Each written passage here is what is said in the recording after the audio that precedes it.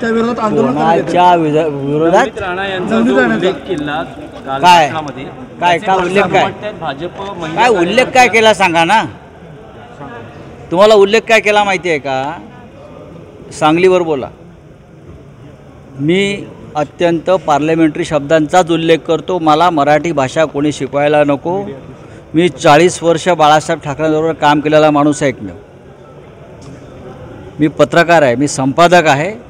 मला कोणी मराठी भाषा शिकवू नये.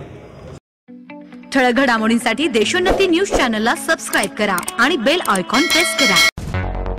मुंबई, पुणे, नागपूर, मराठवाडा असो का विदर्भ, राजकीय, सामाजिक, शैक्षणिक क्षेत्र असो का क्रीडा, सर्वच घडामोडीचे विश्लेषण पाहायला विसरू नका. फक्त देशोन्नती न्यूजवर.